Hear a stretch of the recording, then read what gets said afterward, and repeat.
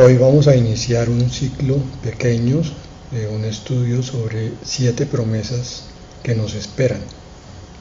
Así que es el momento, hermano, de abrir tu espíritu para entender cosas grandiosas, para recibirlas con humildad y con sabiduría de parte de Dios. Este es un tiempo de plena transición. Desde el año pasado y durante en que estamos viviendo cosas extraordinarias, tenemos que mirarlo con los ojos espirituales para entender que Dios quiere preparar todas las cosas para el cambio grande que está por venir. Es un tiempo de cambio. El Señor está por iniciar una gran era espiritual, que es la que vamos a procurar entender con este tema de 7 promesas que nos esperan. Si hemos sido juiciosos y hemos estudiado las cosas por venir, la escatología, entonces precisamente como estudiantes juiciosos deberíamos tener muchos interrogantes en nuestro corazón. Pero vamos a también a comprender que la Biblia no responde a todas esas inquietudes y preguntas, solamente las que necesitamos para caminar con el Señor en su verdad. Pero aún así, con toda humildad y respeto, ganamos mucho haciéndonos algunas preguntas. Vamos a poner unos ejemplos y al mismo tiempo enumerar cuáles son los temas que vamos a ver. En primer lugar, estamos a las puertas de un arrebatamiento increíble. Pregunta: ¿te has puesto a pensar, hermano, cómo será ese arrebatamiento? ¿Qué sentirás tú en el preciso instante en que seas arrebatado y todas las cosas que estén ocurriendo junto con el arrebatamiento? ¿Sabes cuáles son? Vamos a verlas como primer tema, aunque hoy nos vamos a dedicar a una introducción sobre la promesa. En segundo lugar, después del arrebatamiento, vendrá una estadía, un tiempo de estadía en el cielo. Porque en la tierra, en el momento en que la iglesia es arrebatada, se inicia la tribulación que dura 7 años. Y la iglesia con el Señor Jesucristo desciende a la tierra al terminar esa tribulación de 7 años. Mientras en la tierra pasa ese periodo de 7 años, ¿qué estará pasando en el cielo? ¿Qué pasará allí antes de las bodas del Cordero? En tercer lugar, después de eso viene una boda espectacular. Una pregunta: ¿por qué y para qué el Señor busca una esposa? ¿Te lo has preguntado? En cuarto lugar, después de esas bodas viene un descenso emocionante del Señor Jesucristo junto con sus ejércitos celestiales, o sea, su esposa. Y podríamos hacernos un cuestionamiento: ¿para qué bajar del cielo si acabamos de subir? Es una pregunta atrevida, pero no está por demás que la hagamos buscando entender cosas. En quinto lugar, después del descenso vamos hacia el reino de Dios durante el milenio. ¿Has pensado en él? ¿Por qué un reino terrenal para un Dios espiritual? En sexto lugar, cuando termine ese reino milenial, quizás seamos participantes en el juicio final, no como acusados porque ya hemos sido salvados. Pero si los malos nos hicieron tanto daño en la vida aquí en la tierra, el juicio de estos malos, que es el que corresponde al juicio final, será sin nuestro testimonio, sin nuestros datos, nuestras respuestas a preguntas de cómo ellos ejecutaron sus malas acciones. Y por último, en séptimo lugar, séptima promesa que vamos a ver, viene la eternidad con Dios. ¿Haciendo qué? El espacio y el tiempo de ahora, el que tú tienes cada día y cada noche, ¿tendrán algo que ver con la eternidad? Son ejemplos de preguntas que nos podemos hacer, que seguramente han estado allí cuando tocamos los temas de Mateo 24, de Apocalipsis, de Daniel. Y seguramente muchas de esas preguntas no podrán ser respondidas, pero sí nos quedaremos con más interrogantes cuando hayamos acabado este pequeño estudio. Entonces, la introducción que corresponde para hoy es un análisis de las promesas. Vamos a orar primero. Padre, acudimos a ti, Señor, para que tu palabra, entrando en nosotros, nos dé la luz y la revelación del propósito que tú tienes para nosotros en el futuro cercano, Señor, porque esto se puede inaugurar, estas 7 promesas, en cualquier momento. Se inicia un tiempo extraordinario. Hemos estado acostumbrados a pensar en términos de lo que era la ley para los judíos, del templo judío, de los rituales, y ahora, Señor, pensamos en función de la iglesia, de la congregación, de la alabanza, pero a veces se nos escapa pensar en cómo va a ser esa vida, que es la continuación de la que ahora tenemos porque ya nos la diste, la vida eterna, Señor. ¿Qué vamos a hacer durante esa vida eterna? ¿Cuántas cosas van a ocurrir? Ayúdanos a mirar tu palabra, para entender tus promesas, Señor, en el nombre de Jesús. Amén. El tema de esta reunión corresponde entonces a un estudio de la promesa. Conocer cuántas promesas tiene la Biblia nos ayudaría a entender la voluntad de Dios sobre nuestras vidas. La Biblia es un libro de promesas y algunos se han tomado el trabajo de contar las promesas de Dios. Algunos dicen que hay alrededor de 3.573 para ser más exactos según el dato. Otros no están de acuerdo con esa cifra, pero pongamos que hay por lo menos 3.500 o 3.000. ¿Se imaginan ustedes 3.000 promesas de parte de un Dios que cumple lo que promete para cada vida? Muchas de estas promesas quizás no las conozcamos, nunca las hayamos oído. Y pensar todavía más allá que existen personas que se pierden alrededor del mundo por el desconocimiento de estas promesas. Incluso cristianos no se pierden de su salvación, pero se pierden de la vida plena y abundante por no escudriñar, por no conocer esa palabra que es el adelanto de un cumplimiento. Ya no más. Entonces debemos convertirnos en cristianos que investigan, que escudriñan las Escrituras para estar apercibidos de los derechos que tenemos ante el Padre como hijos de Dios. Todas las promesas de Dios son para aquellos que están dispuestos a creerlas, a vivirlas y a obedecer.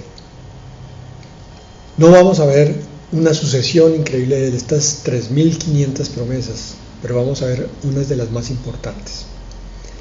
En la segunda de Pedro 3:13 dice: pero nosotros esperamos, según sus promesas, cielos nuevos y tierra nueva, en los cuales mora la justicia. El verdadero creyente que ha estudiado su palabra juiciosamente ha descubierto que el propósito cristiano no es el de estar solamente aquí en esta tierra en las mejores condiciones posibles, sino que hay una vida que nos está esperando y es una vida por la eternidad, y que esa vida tiene una sucesión, unos pasos que se van a dar. El tema es 7 promesas que nos esperan. El Señor sabe que no podemos conocer el futuro, por tanto nos da promesas para que aprendamos a confiar en Él. El Señor sabe que tendemos a olvidar las cosas importantes de esta vida y de la eterna, por tanto nos deja consignados en su palabra. Lo que para Él es presente, pero para nosotros es futuro. Esas promesas para Dios ya son, pero para nosotros, en la medida de nuestro tiempo, van a ser. Sin embargo, en nuestra posición delante de Cristo, esas promesas ya son. Por tanto, tenemos que conocerlas. Si tú, hermano, conoces las promesas que Dios tiene para ti, te garantizo que tu vida, la comprensión de tu vida cristiana, va a cambiar, va a mejorar, y por tanto te vas a acercar a la palabra con una actitud nueva y vas a buscar la comunión de Dios también con una actitud nueva. El Señor sabe que nos cansamos del camino, por eso nos deja promesas que nos sirvan de anhelos por cumplir, para que sigamos caminando. El Señor sabe que no entendemos por qué debemos obrar bien en esta tierra.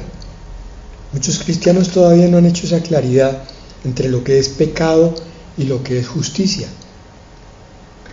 Y hay momentos en los cuales, no debiendo, caen todavía en la línea del pecado porque no conocen la promesa. Y el Señor sabe que nos asustamos ante las dificultades. Por eso, segunda de Pedro 3:13 dice: esperamos, según sus promesas, cielos nuevos y tierras nuevas, en los cuales mora la justicia. Nos está diciendo esa palabra, que con todo este bagaje que acabamos de describir, el Señor dejó en nuestro corazón un anhelo por una vida de justicia, una vida recta, una vida pura, una vida donde no tengamos que sufrir las incomprensiones, la calumnia, la injusticia. Por tanto, esperamos, dice 2 de Pedro 3:13, pero nosotros esperamos. La esperanza es parte de la madurez cristiana, porque implica que el que tiene esperanza ha estudiado, conoce, ha meditado, sabe cuáles son las promesas para comprender y confía en la palabra. Por tanto, ha madurado. Porque también las promesas son para los que están cansados de la injusticia, como decía hace unos instantes. Con ellas conocemos cómo es la justicia. Con las promesas ya no miramos las cosas de la tierra, sino que entonces nuestra esperanza está puesta en las cosas de arriba. En la segunda de Samuel 7:28 dice: tú, Señor y Dios, eres Dios, y tus promesas a este siervo tuyo son verdaderas. Aquí se dice que la esperanza se basa en confiar. ¿En qué confiar? En que el que promete cumplirá. Por tanto, si queremos desarrollar nuestra fe como confianza, es necesario conocer al que habla las promesas y conocer sus promesas. Esto es un círculo de multialimentación, por todos lados llega el estímulo para investigar en la Escritura qué es lo que nos espera. En el Salmo 130, versículos 5 y 6 dice: Señor, toda mi vida he esperado en ti y he confiado en tus promesas. Revisa tu corazón, hermano, porque la escatología, o sea, el estudio de las cosas que han de venir, está fundamentado en la confianza que tu vida y tu corazón deben tener sobre el Dios de la palabra. Revisa tu vida, porque si estás viviendo un cristianismo opacado, pálido, es muy probable que no tengas suficiente confianza en el Dios de las promesas. Por tanto, las promesas no van a implicar mucha cosa para ti. Te van a hablar de que el Señor ya viene y tú te vas a quedar inmutable. Te van a decir algo del cielo y te va a parecer un sitio aburrido, soso. Te van a decir que tú estás llamado para gobernar junto con el Señor Jesucristo y no vas a entender ni un ápice de lo que se implica para esta vida, para todo lo que tendrías que aprender ahora, para poder gobernar con sabiduría después, obviamente ayudado con el Espíritu Santo. Pero el Señor requiere discípulos con corazón entregado. El versículo 6 de Salmo 130 dice: yo te espero, Señor, con toda el alma, como esperan los centinelas la mañana, como esperan los vigilantes el nuevo día. Como yo confío en Dios y sé que el Señor está por venir, confío en Él y lo espero. Y como lo espero, tengo que discernir los tiempos, pero somos muy cortos de visión. A través de la palabra, de la promesa, aprendemos a discernir los tiempos, aprendemos a entender por qué están ocurriendo las cosas como ocurren. La esperanza, entonces, yo te espero, dice el Salmo 136. La esperanza nos llena de nuevas fuerzas cuando estamos cansados.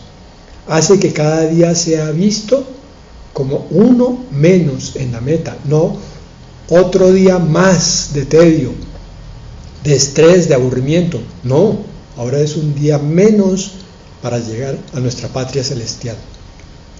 La promesa hace que nos limpiemos para estar listos. ¿Cómo es de importante esto? Aquellos que están trabajando su santidad junto con el Espíritu Santo, que están colaborando con Él activamente, son aquellos que han entendido la promesa. Saben que el Señor está por venir. Saben todo lo que viene después de esa venida, las implicaciones de la boda. Por tanto, se están vistiendo de lino fino, limpio y resplandeciente. La promesa nos hace crecer en paciencia. Cuando todavía no viene el Señor, cuando vemos cosas en este mundo que no nos gustan. Sin embargo, por esa promesa podemos esperar. Y finalmente aprendemos mucho del carácter de Dios, de ese Dios que es fiel a su palabra, de ese Dios que se ha desprendido a sí mismo y ha dado grandísimas promesas y cuya herencia es absolutamente increíble para nosotros. Un segundo punto que habría que considerar con respecto a la promesa es por qué parece demorada. Segunda de Pedro 3:9 dice: el Señor no retarda su promesa, según algunos la tienen por tardanza, sino que es paciente para con nosotros, no queriendo que ninguno perezca, sino que todos procedan al arrepentimiento. A su pueblo le está dando tiempo para que se santifique. A los cristianos tibios para que se entreguen y se comprometan. Y a los que no han creído les está dando la oportunidad de que caminen con Cristo. Segunda de Pedro 3:15.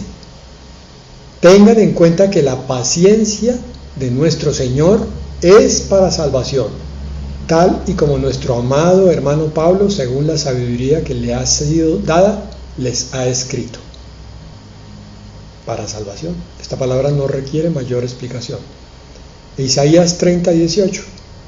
Por lo tanto, el Señor esperará un poco y tendrá piedad de ustedes, y por eso será exaltado por la misericordia que tendrá de ustedes. Ciertamente el Señor es un Dios justo, dichosos todos los que confían en Él.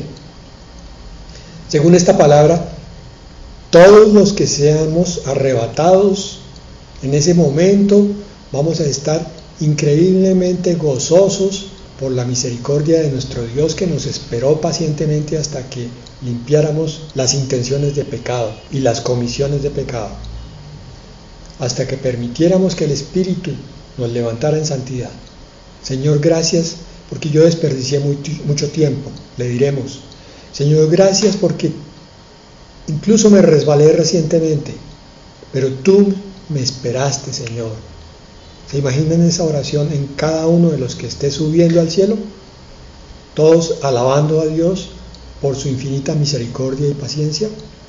Entonces, con la promesa, volvemos a decir, aprendemos paciencia, misericordia, arrepentimiento, comunión con Dios, y confiamos en el plan de Dios para cada uno de nosotros. Ya hablamos de la paciencia, la misericordia, ya hablamos de ella. Ahora el arrepentimiento. Eso es lo que el Señor está esperando en estos días, en estos momentos, de ti y de mí, que nos examinemos sincera, limpiamente, y cada pecado que el Espíritu Santo nos muestre, se lo entreguemos.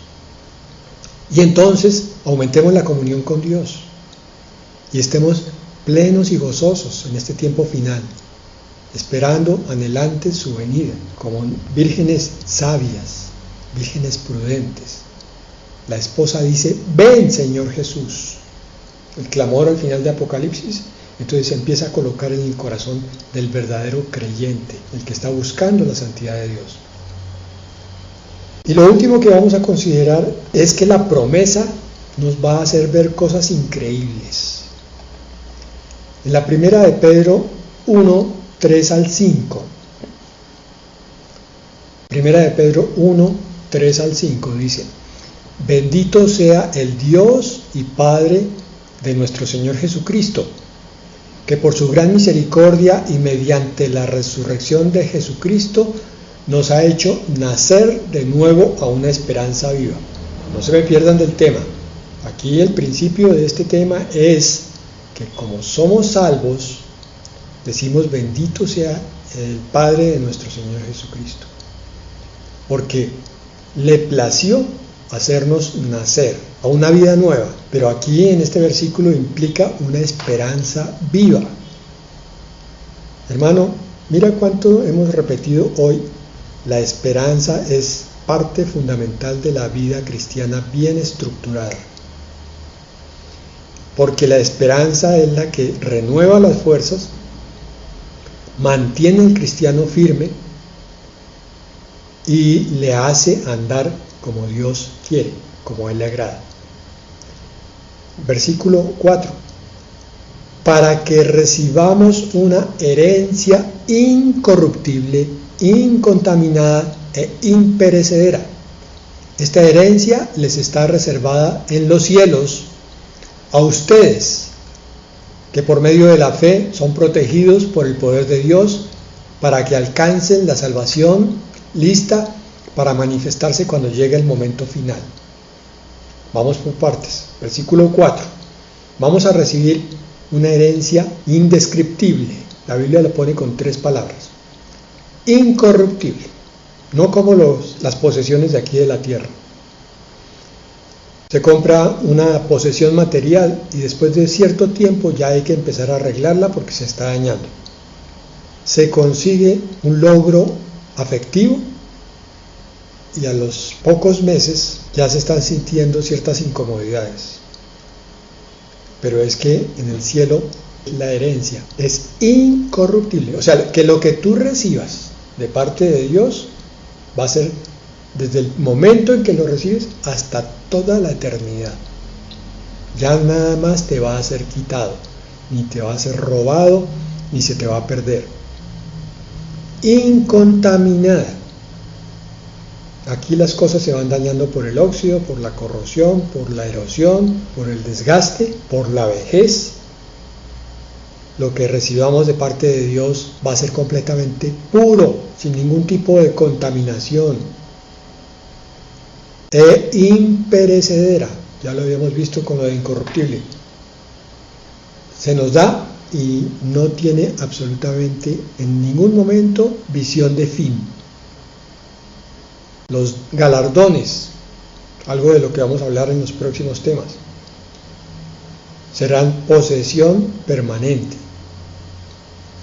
Continuaba diciendo en el versículo 4 y 5, esta herencia les está reservada en los cielos a ustedes. ¿Has pensado, hermano, en todo lo que Dios te va a dar cuando estés en su presencia?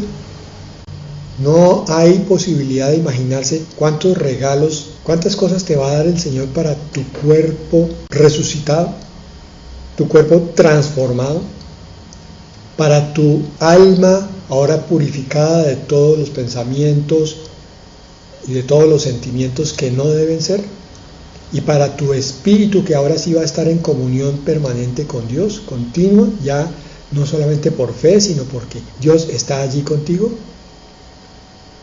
Esta herencia está reservada para ti en los cielos. Así que levanta tus ojos y medita en la avalancha de bendiciones que vienen sobre ti, que por medio de la fe son protegidos por el poder de Dios. Si tú crees, la salvación es de principio a fin. Aunque la palabra es clara, la salvación no es un instante, sino es un proceso, en el sentido de que la salvación viene conectada con la santidad y con la glorificación. Todo es un solo proceso. Por eso dice aquí, para que alcancen la salvación. No es que no seamos salvos ya, sino que la salvación está lista para ser manifestada, dice ahí, cuando llegue el momento final. Tú no eres capaz de comprender en este momento la salvación del Señor Jesucristo hasta que lo veas en las nubes que viene por ti y que te está transformando. Allí vas a entender completamente el misterio de la cruz, el misterio de la resurrección y el misterio de tu muerte al pecado y de tu resurrección a la vida eterna. ¿Cómo será esa herencia? Piénsalo, medítalo, suéñalo, ponte en ese trabajo, dale tiempo. Cuando estés a solas un momento, ponte a pensar ¿yo qué voy a hacer? ¿Cómo voy a entender? ¿Cómo voy a recibir estas cosas que Dios va a hacer desde el mismo momento del arrebatamiento en adelante? Porque allí empieza la eternidad. Bíblicamente la eternidad empezó desde el momento en que tú recibiste al Señor Jesucristo. Pero está bien, bueno, tu mente no te deja comprender esa grandeza, está bien. Pero sí tienes que entender que la eternidad puede empezar esta noche mismo, cuando el Señor venga por ti, si es que viene hoy, o en el momento que sea, cuando corresponda. Allí ya no hay más muerte. ¿Cómo será cuando estemos recibiendo esa herencia? Estaremos frente al Señor y Él nos estará dando una cosa, otra bendición, otro don, otro galardón, y más, y más, y más. Y nos estará mostrando como un rico potentado llevando a su hijo por primera vez a una mega finca, diciéndole: mira, hijo, todo esto es tuyo, esto es para que lo trabajemos tú y yo de aquí en adelante, esto es para que tú recibas los beneficios también de lo que yo te estoy dando a ti. Pero mientras tanto, el Señor nos preserva para que lleguemos allá. Es una promesa allí. Son protegidos por el poder de Dios para que alcancen la salvación. Cada día que luchamos, cada día que lloramos, pero también cada día que alabamos y que nos gozamos en Dios, cada día que vemos sus bendiciones, es un día en que el Señor nos está preservando para recibir nuestra herencia. Medita en todo eso, hermano. Si tú lo haces, vas a sentir un escalofrío, te vas a sorprender, porque vas a decir: ¿por qué yo no había pensado en estas cosas?